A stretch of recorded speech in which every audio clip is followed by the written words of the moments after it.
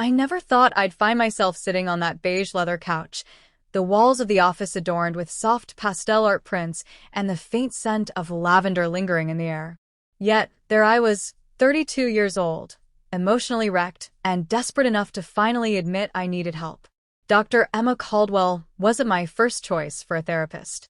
In fact, she wasn't even on my radar until my friend Mark insisted I see someone after I didn't show up to work for nearly a week.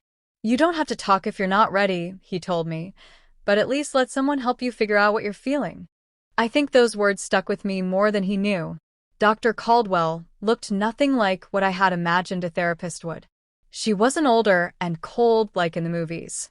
She was in her late 30s, with warm hazel eyes, shoulder-length brown hair, and an approachable smile that somehow made my walls drop just enough for me to walk in that first day. "Ethan, right?" she asked gently, shaking my hand with both of hers. That small gesture, that two-hand shake, it felt like she meant it. I nodded and sat down, barely managing a few words during our first session. Most of that hour was spent in silence, but she didn't push me. She just sat, quietly allowing the space to exist. Over the next few weeks, I began to open up, inch by inch. I told her about my job at the marketing firm, about how I was feeling disconnected from it lately. I talked about my parents, my childhood, and my failed engagement with my ex-fiancée, Natalie, that had left a scar I hadn't wanted to look at for 2 years. Dr. Caldwell never judged. She never tried to fix me. Instead, she helped me see that maybe I didn't need fixing, maybe I needed understanding.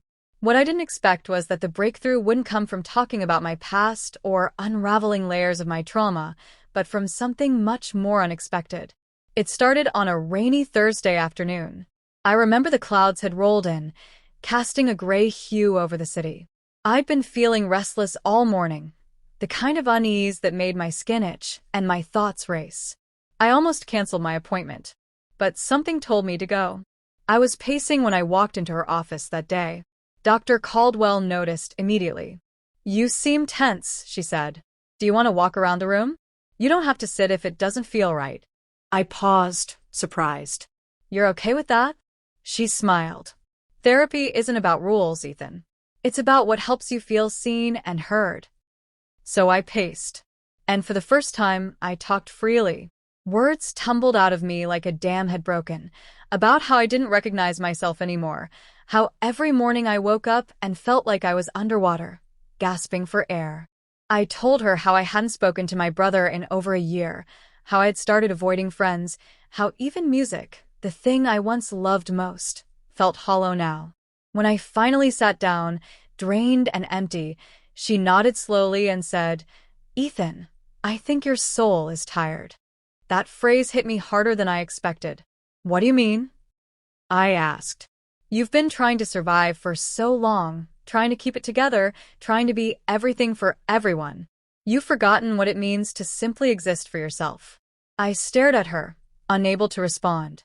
That's when she told me about a volunteer program she was part of at a small animal rescue shelter just outside the city. "It's not therapy in the traditional sense," she said, "but sometimes the best healing happens when we're caring for something outside of ourselves. It helps us reconnect." I was skeptical, but she wasn't suggesting I fix myself through another checklist. She was offering me something different, something real. The next Saturday, I drove out to the shelter. I met Ron, the gray-haired man who ran the place, and a golden retriever mix named Daisy, who refused to let me walk by without licking my hand. There were cats, dogs, rabbits, even a goat named Franklin. I spent the afternoon cleaning kennels, refilling water bowls, and walking dogs. I didn't expect to feel anything, but somehow, for the first time in months, I felt present. It became a routine. Every Saturday, I'd spend a few hours at the shelter. And every Monday, Dr. Caldwell and I would talk about it, not in a clinical, progress report kind of way, but with real curiosity. "What did Daisy do this time?" she'd ask with a laugh, and I'd find myself smiling as I recounted how she managed to escape her leash and splash into a mud puddle. The therapy room began to feel like a conversation, not a session. I wasn't just talking about pain, I was talking about life. Slowly, things started to shift. I reached out to my brother, Adam, and we met for coffee. It was awkward, yes, but it was a start. I called my friend Tara and apologized for ghosting her for months. She didn't guilt me. She just hugged me. I even found myself picking up my guitar again, playing chords on my porch in the early evening when the light turned golden. Dr. Caldwell had saved me, not by giving me answers, but by guiding me toward questions I hadn't asked myself in years. Questions like, what brings me peace? What makes me feel connected? Who am I when I'm not trying to be perfect? One day, about 6 months into our sessions, I walked in and told her I had signed up for a weekend songwriting retreat in upstate New York. It's nothing big, I said. Just a group of strangers and some acoustic guitars in a cabin. She smiled so warmly it made my throat tighten. That's not nothing, Ethan. That's you trusting life again. I remember leaving her office that day and sitting in my car for a long time. I didn't cry. I didn't feel broken. I felt proud. It's been a year since I first walked into that quiet room, full of fear and hesitation. I still go to therapy, though not as often.